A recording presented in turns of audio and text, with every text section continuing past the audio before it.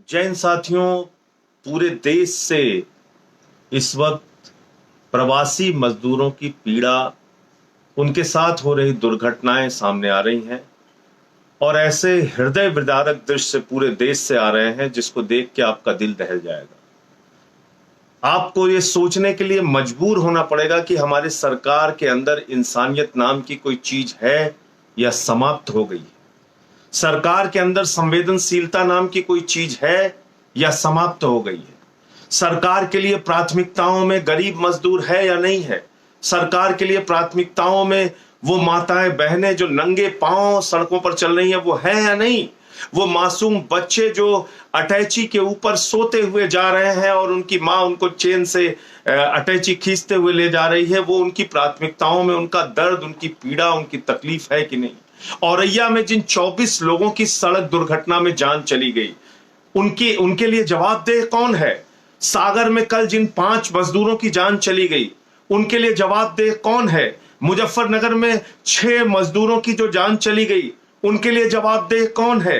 Rail की पटरियों पे 16 लोग जो मजदूर थे बेचारे, जो एक कटोरा चटनी और 150 रोटियां लेके अपने घर के लिए निकले थे, उनकी जान चली गई। वो मजदूर रेल के नीचे दब के मर गए। उनके लिए जवाबदेह कौन है। उनकी जवाबदेही किसकी है। उनकी तकलीफ कौन सुनेगा, उनकी पीड़ा कौन सुनेगा। कौन है जो उनके इस दर्द को खत्म करेगा। मुझे लगता है कि सरकार पूरी तरीके से संवेदनहीन है, उनकी समस्याओं के प्रति पूरी तरह से उदासीन है। उसको जनता की प्रॉब्लम की, जनता की समस्याओं की कोई चिंता नहीं है। मैं बहुत ही संवेदनशीलता के साथ कुछ मुद्दे आज आपके सामने उठाना चाहता हूं। मैं बहुत तकलीफ के साथ कुछ मुद्दे आपके सामने आज उठाना चाहता हूं। कल मैं कई स्थानों पे गया। दिल्ली में गाजीपुर बॉर्डर पे भी गया। मैं कल रात में नई दिल्ली रेलवे स्टेशन के आसपास भी गया। मैं कल बदरपुर के बॉर्डर पे भी गया, जहां से भारी संख्या में लोग अपने अपने घरों के लिए निकल पड़े हैं। उनको कुछ पता नहीं है साथियों। उनसे पूछे तो वो कहते हैं बस घर जाना है। मैं पूछता हूं कैसे, तो कोई जवाब नहीं। पैदल चले जाएंगे जी, रास्ते में क्या होगा, गाड़ी मिलेगी नहीं मिलेगी, कोई साधन मिलेगा नहीं मिलेगा, बस एक धुन है घर जाने की, एक बेबसी, एक बेचैनी। इस संकट की घड़ी में उनको अपने घर जाना है। और सरकार की अगर हम बात करें तो वो विदेशों से हवाई जहाज से लोगों को बुला सकते हैं। कह रहे वंदे भारत मिशन हम चलाएंगे। विदेशों से भारत लाने के लिए लोगों को आप लाइए, आप विदेशों से भारत लाइए लोगों को। जो भारतीय फंसे हैं, अच्छी बात है, हम उसकी सराहना करते हैं। आपने कोटा से छात्रों को उनके गृह राज्यों में पहुंचाया, हम उसकी सराहना करते हैं। तो क्या इन गरीब मजदूरों की पीड़ा आपको नहीं दिख रही है। ये आपकी प्राथमिकताओं में नहीं है। सिर्फ हवाई जहाज से चलने वाले आपकी प्राथमिकताओं में है। ये गरीब मजदूर जो अपने घर जाना चाहते हैं, उनको क्या चाहिए आपसे। मात्र ट्रेन की सुविधा, मात्र ट्रेन की सुविधा, और वो भी कितने दिन की। अगर मान लीजिए कि घर जाने वालों की संख्या 4 करोड़ भी अधिकतम है, पूरे देश से 4 करोड़ मजदूर मान लीजिए अपने घर जाना चाहते हैं, तो रेलवे की क्षमता प्रतिदिन 2 करोड़ 30 लाख, यानी 2 करोड़ से भी ज्यादा यात्रियों को प्रतिदिन यात्रा कराने की क्षमता है। एक स्थान से दूसरे स्थान पर ले जाने की क्षमता है। यानी 2 दिन के अंदर रेलवे अगर चाहे, रास्ते में जाने का जो समय लगता है वो अलग, लेकिन 2 दिन के अंदर इन मजदूरों की पीड़ा का समाधान केंद्र सरकार और भाजपा सरकार कर सकती है।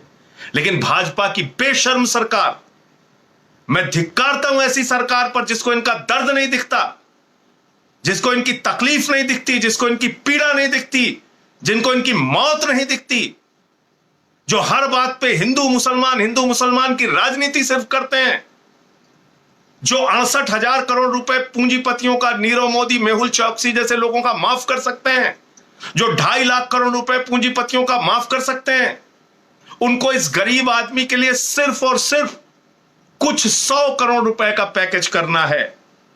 50 लाख मजदूरों पर अगर 1,000 का भी खर्चा मान ले उनके घरों पर पहुंचाने का, तो भी 500 करोड़ रुपए हुआ। अगर आप 4 करोड़ मजदूरों को भी पहुंचाना चाहते हैं तो कुछ हजार करोड़ रुपए हुआ। 2-3 हजार 500 करोड़ रुपए हुआ 50 लाख मजदूरों पे। अगर 1,000 आप खर्च करते हैं 1 करोड़ मजदूरों के लिए 1,000 करोड़ रुपए, 4 करोड़ मजदूरों के लिए 4,000 करोड़ रुपए। अरे तुम 68,000 करोड़ रुपए चंद पूंजीपतियों का माफ कर सकते हो, हजारों करोड़ रुपए नीरव मोदी और मेहुल चौकसी का माफ कर सकते हो। तुम्हें शर्म नहीं आती? इतने मजदूरों को मरने के लिए तुमने छोड़ दिया है, उनके भाग्य भरोसे उनको छोड़ दिया है। उनके लिए 2-4 हजार करोड़ का भी पैकेज तुम्हारे पास नहीं है। 200 करोड़ रुपए में तो रूपानी का जहाज आ जाता है। जो गुजरात का मुख्यमंत्री है उसका हवाई जहाज 200 करोड़ में आता है। और इन गरीब मजदूरों के लिए तुम्हारे पास किराए का इंतजाम नहीं है।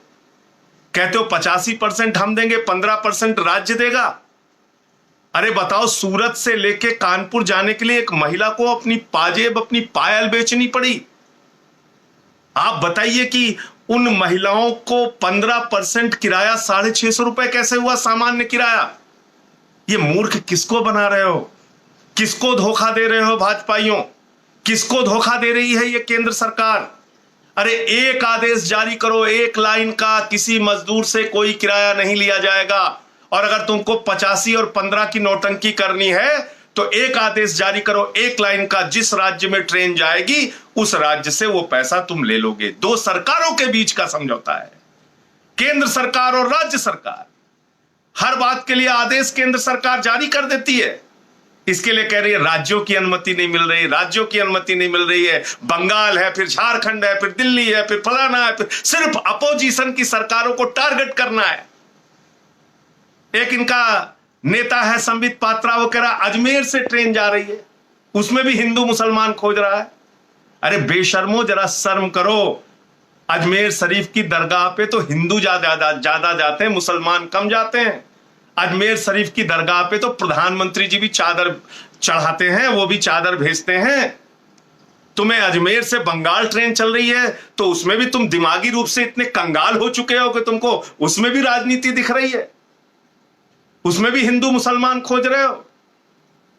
तो आज की तारीख में जो सबसे बड़ी जरूरत है 1 लाइन के आदेश की, कि रेलवे जिस राज्य में ट्रेन भेजेगा वहां की राज्य से वो 15% किराया लेगा। 85% तुम कह रहे हो तुमने फ्री किया है। फिर ये मजदूरों से किराया क्यों लेते हो? क्यों उनसे किराया लिया जा रहा है? 650, 800। गुजरात के सूरत में मैंने देखा एक भाजपा नेता ने 1,16,000 रुपए इकट्ठा कर लिया मजदूरों से झारखंड के। जब वो पैसा मांगने गए तो ना टिकट दिया ना पैसा दिया, बुरी तरीके से उनको मारा पीटा, लहूलुहान कर दिया। यह है भाजपाइयों की असलियत। ऐसे मौके पर भी टिकट के नाम पर दलाली खा रहे हैं गुजरात में। ऐसी खबरें सामने आ रही हैं। तो मैं इसलिए कहना चाहता हूं कि आज सबको आवाज उठाने की जरूरत है अपने अपने स्तर पे। आपके पास सोशल मीडिया की ताकत है, मेन स्ट्रीम मीडिया को छोड़ दीजिए, वो कभी नहीं दिखाएगा आपकी असलियत को। उनको सिर्फ हिंदू मुसलमान करना है, उनकी बात को छोड़ दीजिए। आप अपनी ताकत इकट्ठा कीजिए। सोशल मीडिया की ताकत, व्हाट्सएप की ताकत, फेसबुक की ताकत, ट्विटर की ताकत, और सरकार के ऊपर दबाव बनाइए। आवाज उठाइए कि मजदूरों का इंतजाम क्यों नहीं कर रहे हो? मजदूरों के लिए तुम्हारे पास पैसे क्यों नहीं है? मजदूरों को घर क्यों नहीं भेज रहे हो? तुम्हारे लिए 2 दिन है इस समस्या के समाधान के लिए। रेल मंत्री कहते हैं हम 100 श्रमिक ट्रेन चला रहे हैं। अरे 100 श्रमिक ट्रेन में तो कुल 1,20,000 मजदूर डेली जाएंगे, और 1,20,000 मजदूर के हिसाब से अगर 4 करोड़ मजदूरों को अपने घर जाना है तब तो 333 दिन लगेगा। और 333 दिन में तो वो बेचारे मजदूर रास्ते में चलते चलते मर जाएंगे। इसलिए सबको मिलकर एक स्वर में आवाज लगाकर दबाव बनाना है सरकार के ऊपर कि रेल चालू करो, ट्रेन चालू करो, और राज्यों में जो भी मजदूर चलते हुए मिल रहे हैं उनको उनके घर पहुंचाओ, चाहे बसों के साधन से चाहे ट्रेन के साधन से। और उनसे एक भी पैसे का किराया मत लो। उनके खाने का इंतजाम करो, उनके पानी का इंतजाम करो। और मैं भी हाथ जोड़कर अपने साथियों से अपील करना चाहता हूं, प्रार्थना करना चाहता हूं। कल हम लोग गए थे, भाई दिलीप पांडे जी और हम लोग, हमारे साथी सब लोग गए थे। हम गाजीपुर के बॉर्डर पे भी गए, बदरपुर के भी बॉर्डर पे गए, बहुत सारे ऐसे रास्ते में चलते हुए लोग मिले जिनके पास चप्पल नहीं है, जिनके पास खाने का इंतजाम नहीं है, जिनके पास पानी का इंतजाम नहीं है। जितने भी राज्यों से चलते हुए लोग मिले, मैं आम आदमी पार्टी के कार्यकर्ताओं से निवेदन करना चाहता हूं, खासतौर से उत्तर प्रदेश और बिहार में जो चलते हुए लोग मिले, उनके लिए भोजन का इंतजाम कीजिए, उनके लिए पानी का इंतजाम कीजिए, उनकी सेवा में अपना समय लगाइए और जितनी हो सके उनकी मदद कीजिए। हम भी यहाँ पर सामान इकट्ठा कर रहे हैं और बहुत सारे साथियों ने सहयोग भी किया है। कोई उनको खाने के लिए बिस्किट का इंतजाम कर रहा है, कोई ब्रेड का इंतजाम कर रहा है, कोई केले का इंतजाम कर रहा है, कोई पानी का इंतजाम कर रहा है, कोई भोजन पैकेट का इंतजाम कर रहा है। तो हम लोग यहाँ पर लोगों से सहयोग ले रहे हैं और भी आपसे अपील है, इसमें सहयोग कीजिए, मदद कीजिए, एक भी आदमी भूखा ना रहने पाए। और ये क्रूर सत्ता, ये क्रूर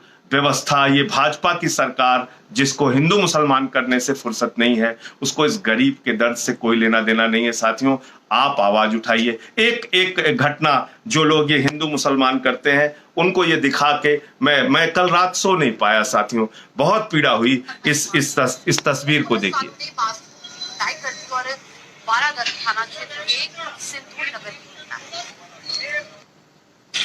मेरे पापा नहाने गए थे घर पे, हमारा ठेला लगता है गली में, तो मैं यहाँ पे खड़ा हो गया था। पुलिस वाले आए, उनने गंदी गंदी गालियां दी, मारे डंडे मुझे पुलिस वालों ने। देख लिया आपने, ये छोटा सा मासूम बच्चा, बरेली की ये घटना है, उसको पुलिस वाले मार रहे हैं। इस गरीबी में, इस मजबूरी में उसका बाप ठेले लगाए हुए था, वो घर के अंदर चला गया, बेटा कुछ देर के लिए खड़ा हो गया। और हिंदू मुसलमान करने वाले भाजपाइयों, ये कोई मुसलमान नहीं है, ये गुप्ता परिवार का बच्चा है, गरीबी के कारण ठेला लगाया हुआ था और वो जाके वहां खड़ा हो गया, उसको पूरी तरीके से पुलिस वालों ने पीटा। ये हो रहा है योगी के राज में, ये कर रही योगी की पुलिस। इस मासूम बच्चे को मारा गया। कल वहां के एक भारत समाचार टीवी चैनल ने प्रमुखता से इस खबर को दिखाया और आज तक उन बेरहम पुलिस वालों पर कोई कार्रवाई नहीं हुई।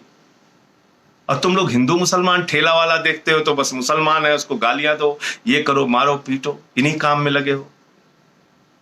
ये सब बंद करो, इस देश को बचाने के बारे में सोचो, गरीबों के तकलीफ को, उनके दर्द को दूर करने के बारे में सोचो। मैं फिर से एक बार अपील करूंगा, अपने सभी साथियों से निवेदन करूंगा, विनती करूंगा, जहां भी जो भी आपको पैदल चलता हुआ मिले, जो भी प्रवासी मजदूर भाई बहन माताएं बच्चे जो भी मिले, उनकी सेवा कीजिए, उनकी मदद कीजिए, उनको पानी का, भोजन का जो भी इंतजाम आपसे बन सकता है आपकी ताकत क्षमता के अनुसार वो आप कीजिए। गाजियाबाद में कल हमारे साथियों ने, मैंने देखा मोहित अग्रवाल जी ने और उनकी टीम ने काफी लोगों की मदद की। मैं उन सभी साथियों का हृदय से आभार और धन्यवाद व्यक्त करता हूं और मैं फिर से निवेदन करूंगा, आवाज उठाइए मजदूरों के हक में। इंकलाब जिंदाबाद, आम आदमी जिंदाबाद।